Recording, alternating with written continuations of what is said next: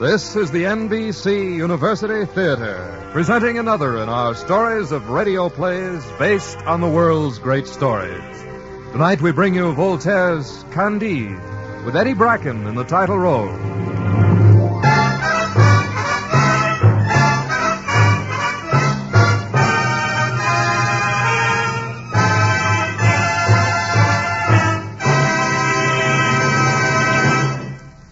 Some called Voltaire godless, some called him good, some found him wicked, but no one found him dull.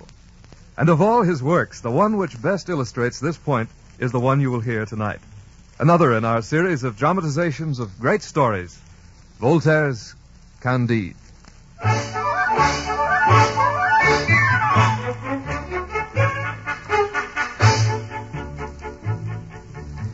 This is Monsieur Voltaire. In the castle of Baron Thundertentronckh in Westphalia, there lived a youth endowed by nature with the most gentle character. His face was the expression of his soul. His judgment was quite honest, and he was extremely simple-minded. And this was the reason, I think, that he was named Candide. I suspect my mother was the Baron's sister, and my father a decent, honest gentleman of the neighborhood. Alas, he could prove only 71 quarterings in his genealogical tree.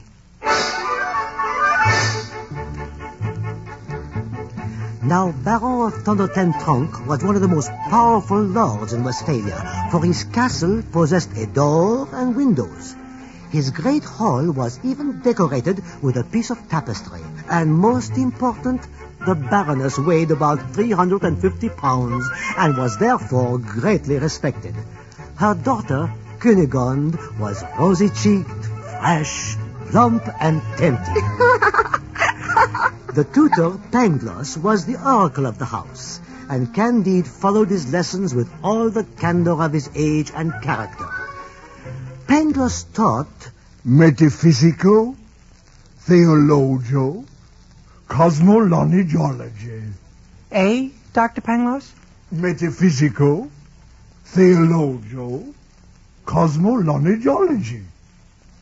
There is no effect without a cause, and this is the best of all possible worlds. Then this is the best of all possible castles. It cannot be otherwise. Since everything is made for an end, everything is necessarily for the best end. Then all is well, Dr. Pangloss. Nonsense, Candide. All is not well. No? No. All is not well. All is for the best in this best of all possible world.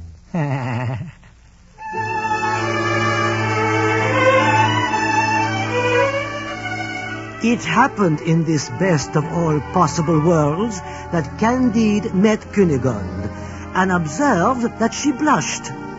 Candide also blushed. Good morning. Good morning, Cunegonde.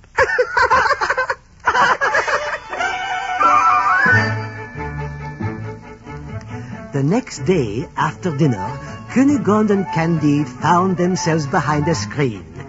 Cunegonde dropped her handkerchief, and Candide picked it up. She innocently held his hand, and the young man innocently kissed the young lady's hand.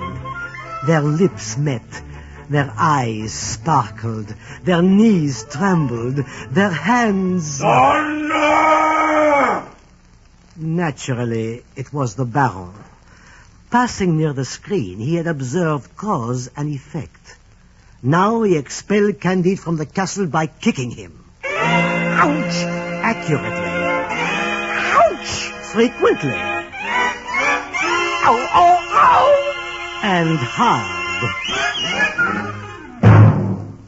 I am going to faint. She fainted. When she recovered her senses, the Baroness slapped her in the face. Oh, no! No, please! And all was in consternation in the noblest and most agreeable of all possible castles.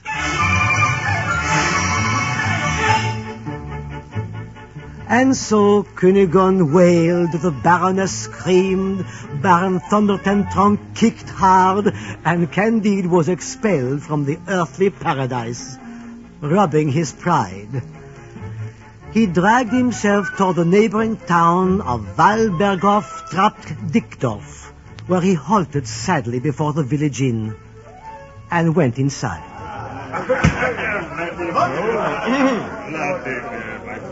Comrade. There's a well-built young man. Just the right height, I would say. I think so, too. Sir. Do you mean me? I do. Will you have dinner with us? Dinner? Oh, gentlemen, you do me a great honor. Not at all. I have no money to pay my share. Ah, sir, persons of your figure and merit never pay anything. I see. Oh, Dr. Pangloss was right. Everything is for the best. Well, sit down then. Thank you. Innkeeper! 3 dinners and 3 tankards first. Tell me, sir, have you heard of the king of the Bulgarians? No, gentlemen, I'm ashamed to say I have not. He is the most charming of kings. You must drink to his health. Oh, gladly, sir. 3 tankards of the best, gentlemen. Thank you, innkeeper. A toast! A toast? To the king of the Bulgarians. Of course, to the king of the Bulgarians. Drink deep!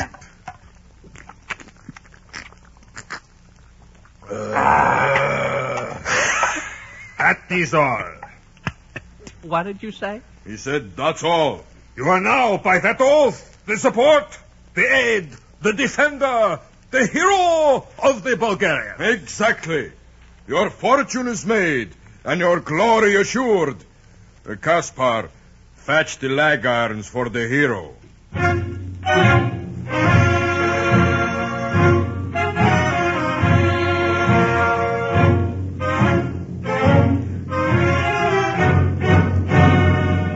They immediately put irons on his legs and dragged him off to a cell.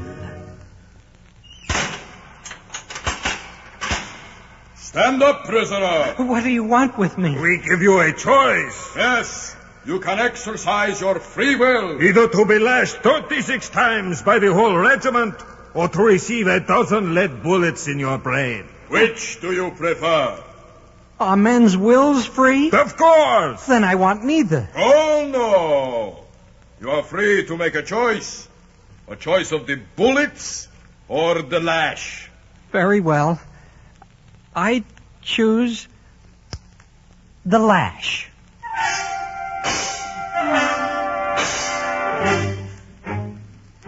And so Candide determined to run the gauntlet 36 times. And actually he did so twice. There were 2,000 men in the regiment. That made 4,000 strokes which laid bare the muscles and nerves on his back. As they were about to proceed to a third turn, Candide, utterly exhausted, begged a small favor. Please, would you be so kind? Will you do me the human kindness to smash my head in? Of course. We're not inhuman. Kaspar, bind his eyes. Kneel, Candide. Oh, how can I ever thank you? Just shut up and kneel. A little more. Make way for me. Make way for the king of all Bulgaria. What goes on? Well...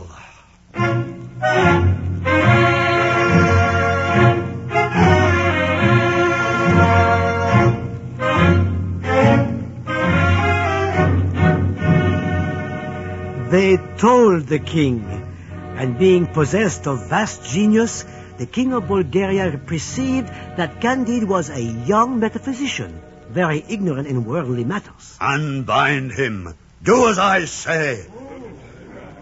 Ah, that's better. Rise, Candide, you are free.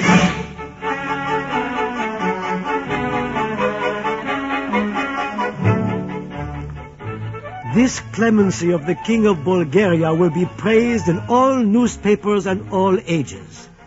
An honest surgeon healed Candide with ointments recommended by Dioscorides, and in 3 weeks our hero had regained a little skin and could even run. In fact, he did not stop running till he reached Holland. In Holland, he was overjoyed to meet the philosopher Dr. Pangloss, and together they journeyed to Lisbon.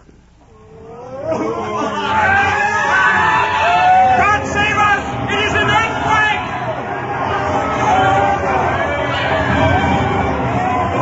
Dr. Pangloss, it is the last day of the world! What can be the sufficient reason for this phenomenon, Candide? I don't know. Let's get out of here. Candide! Candide! Where are you? Here, Dr. Pangloss. Are you dead, Candide? I think so. Then it must be for the best. Alas, Dr. Pangloss, get me a little wine and oil. I am not dead. I am dying. This earthquake is not a new thing. True, Dr. Pangloss, but I am dying. There must certainly be a train of sulfur underground. Nothing is more probable, but for God's sake, a little oil and wine. What do you mean probable? I maintain that it is proved. Oil. Yet all this is for the best. Why? For if there is a volcano at Lisbon, it cannot be anywhere else.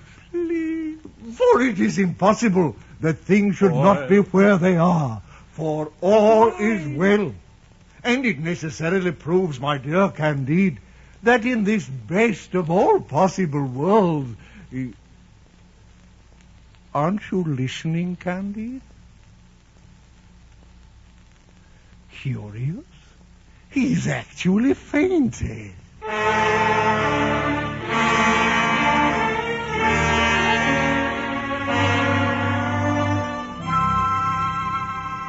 Well, after the earthquake, which destroyed 3/4 of Lisbon, the wise men of that country decided that the sight of several persons being slowly burned in great ceremony is an infallible secret for preventing earthquakes. Now, among others, they seized Pangloss and Candide. Candide was flogged in time to the music, and Dr. Pangloss was hanged, although this is not the custom. Oh, my son, you're all covered with blood. Am I? Oh, you're quivering from head to foot. I can't help it. If this is the best of all possible worlds, what kind of worlds are the others? Eh? Let it pass. Oh, my dear Pangloss, the greatest of philosophers. You don't say. Hanged. Looks it, doesn't it? Why? Why was it done? Now that's a question. Why? Hanged, and I don't even know the reason why. Oh, Mademoiselle Cunegonde, the pearl of woman. Did you say Cunegonde? Yes. Oh, Cunegonde. Courage, my son. Courage, and follow me. It can't be. Oh, can't it? Follow me.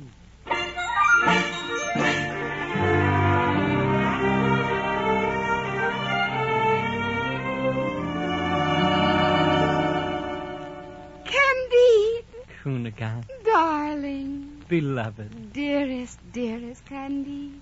What a surprise. Oh, my darling, darling, darling. For heaven's sake, stop making so much talk. Pay no attention to her, Candide. I won't. How are you here, Cunegonde? How did it happen? Oh, Candide, it is a terrible story.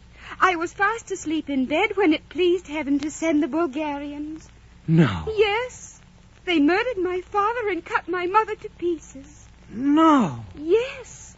A large Bulgarian, seeing that I had swooned at the spectacle, commenced to beat me. No. Yes. This brought me to. I should hope so. Then the brute stabbed me with a knife in my left side. I still have the scar. Alas. I hope I shall see it. You will. Go on, Cunegonde. After much wandering and ill adventure, my dear Candide, I came to Lisbon and to your arms. Darling, Let us not stay here another day. But this is the best of all possible cities. Let us go across the ocean, Candide. Let us go to... Yes? To... Yes. I have it. We shall go to Buenos Aires.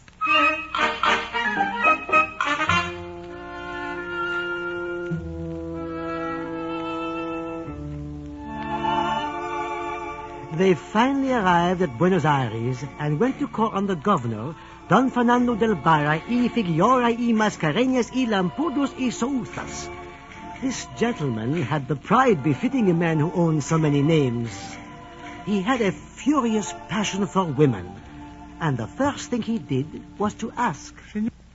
Senor Candide. Yes, Excellency. Is the lady your wife? My wife? That is my question. Good, I want to marry her at once. Your Excellency. Thank you. But Your Excellency... Sir, I am Don Fernando de Barri Figueroa Mascareñas y Lampurdos y Souza. Be careful. I am a passionate man. Señorita Cunegonde, it is in your power to become the wife of the greatest noble in South America.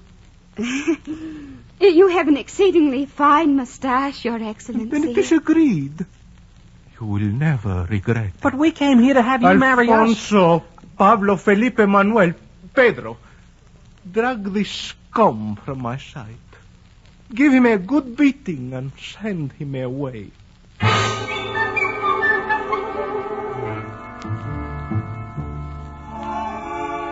Alas, Candide was forced to quit Buenos Aires, while his heart beat in anguish for the fair Cunegonde. He wandered throughout South America until he came to the fabulous land of El Dorado, where pebbles of gold lay untouched in the streets and small children played with diamonds and other precious stones. But here he found an old man. I am 170 years old. You don't look a day over 90. Thank you, my son. Have a drink from this diamond cup. Oh! I see you like all Europeans. You have an inconceivable lust for the pebbles and mud of our land, and it'd kill us to the last man to get possession of them. Yes, you are right about us. Tell me, sir, what is your religion? We have the religion of everyone else.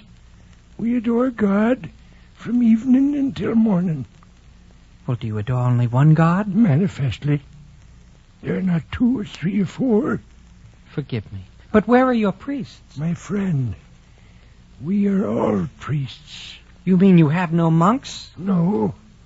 We have no one to teach, to dispute, to govern, to intrigue, and to burn people who do not agree with them. If only my friend Dr. Pangloss could have lived to see El Dorado. He would have loved to see you, and all this gold and precious stones. Poor Candide. If you like this yellow mud and these stones, scoop 'em up. We'll give you a sheep to carry 'em. Take as much as you want. My fortune is made. How can I thank you? Don't bother. We'll load 50 sheep with gold, precious stones and diamonds. And I shall ransom Cunegonde. She'll be mine again, old man. I will rescue her from a faith worse than... Don Fernando de Barria Figueroa y Mascareñas y Lampudos y Souza. It was on the tip of my tongue. Goodbye, old man.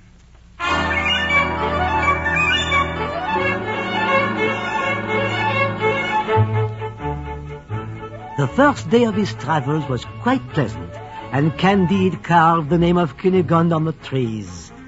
The second day, 2 of the ship were swallowed up in the marsh. 7 or 8 died of hunger in the desert.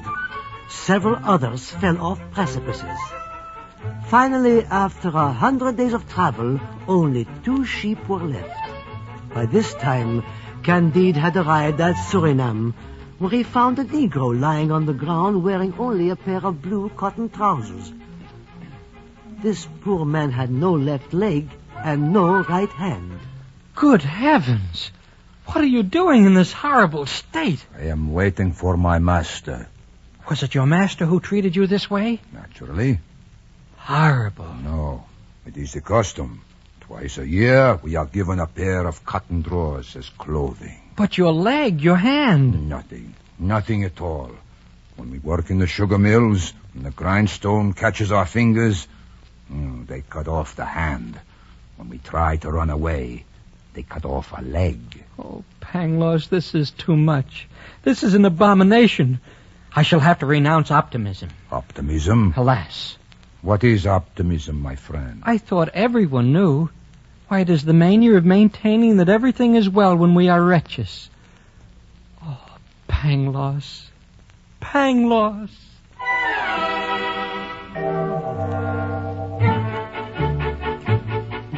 Thus sighing, Candide went in search of Mademoiselle Cunegonde.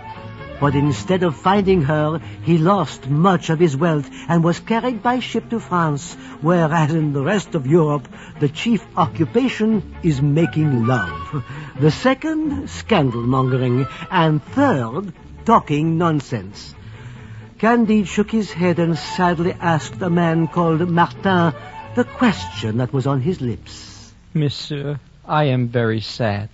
To what end was this world formed? To infuriate us. Have men always been liars and cheats and traitors, monsieur? Have they always been weak and cowardly and gluttonous and fanatical? Do you think sparrowhawks have always eaten pigeons? Oh, yes, of course, monsieur. Well, if sparrowhawks have always possessed the same nature, why should you expect men to change theirs? Oh, but there is a great difference. Free will, Pangloss said. Excuse me, monsieur. You are ill. Let me get you something. I'm afraid so. I think you'd better get me a doctor right away.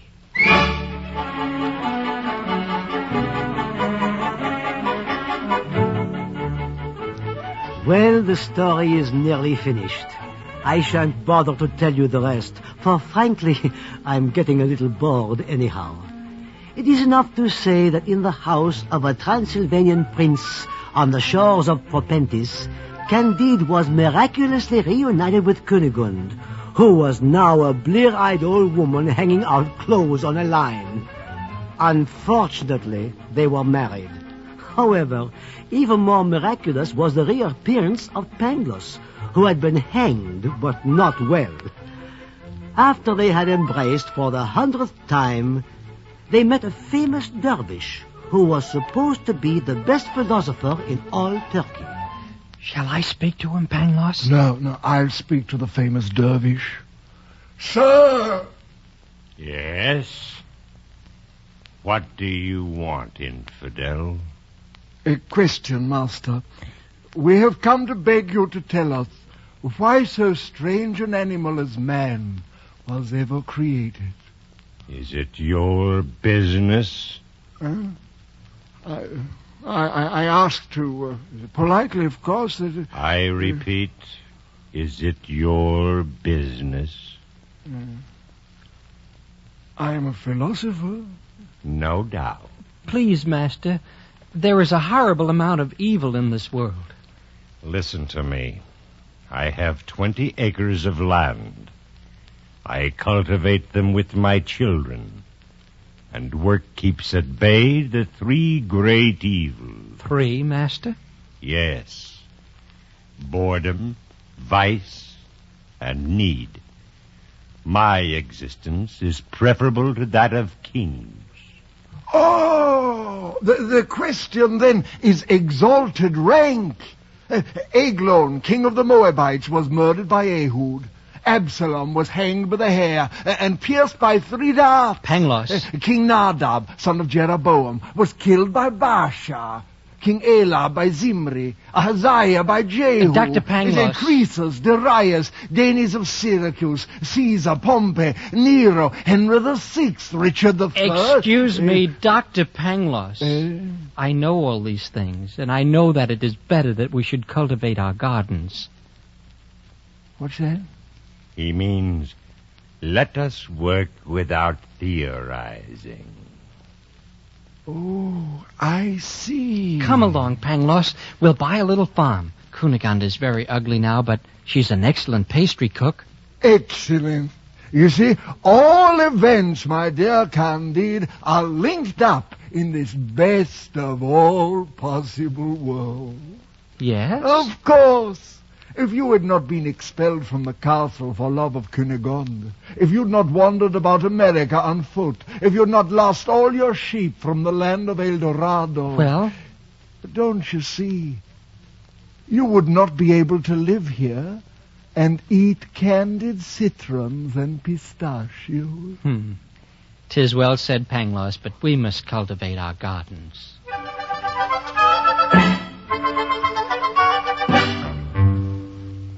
Candide. Yes, my dear? Where are you going? Oh, out for a game of cards with the boys. Again? It's the first time, you and... brute. But yes, my dear. Don't my dear me. No, my dear. You don't love me anymore, Candide. Oh, I didn't You say... abuse me behind my back. Oh, you not prefer the innkeeper's company to mine. Oh, that's you not... track your dirty feet over my nice new kitchen floor. You never tell me anymore how nice I look. Oh, but you do. You never tell me anything. There's no... I wish I were dead. But I wanted to... I wish I'd been killed by the Bulgarians. There, Cunegonde. Oh, don't you touch me, you brute. But why did this happen to me? Well, what did I do to deserve such a fate? You didn't do All day I slave over a hot stove and look at the thanks I get. Oh, very good. Look at them, Candide. Oh, I hate you. But I loathe you. I wish you were dead, Candide. I wish I...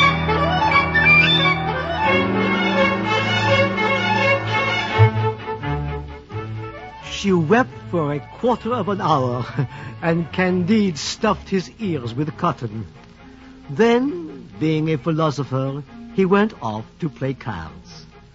And thus, you see, love and friendship came to sweeten the remainder of Candide's life. And now, dear listener, I shall take my leave from Candide. 2 cards, Pangloss. And not from the bottom of the deck in this best of all possible worlds.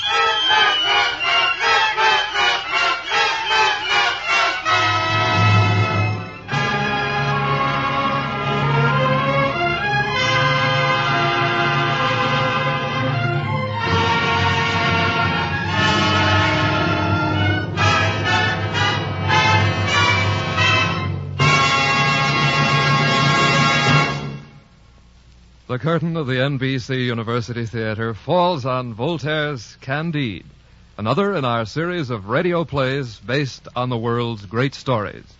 Candide was adapted for radio by Morton Wishengrad and has featured Eddie Bracken in the title role, with Hans Conried as Dr. Pangloss, June Foray as Cunegonde, and Rolf Sedan as Voltaire. Eddie Bracken may soon be seen in the Warner Brothers picture, The Girl from Jones Beach. Others in the cast included Richard Warner, Frank Gerstle, Georgia Backus, Don Diamond, Hal K. Dawson, Herb Litton, Bill Shaw, and Alec Harford. We invite you to listen again next week when the NBC University Theater presents Joseph Schildkraut in Peter Ibbotson by George de Maurier.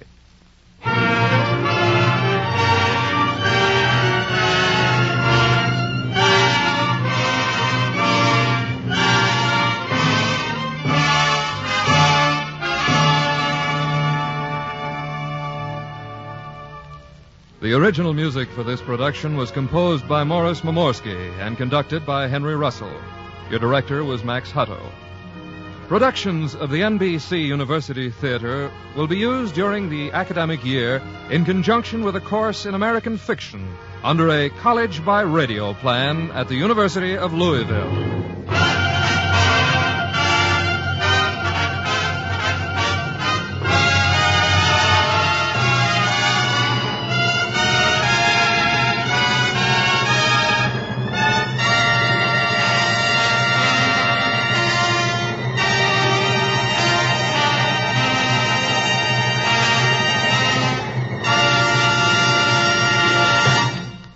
This program came to you from Hollywood. This is NBC, the national broadcasting company.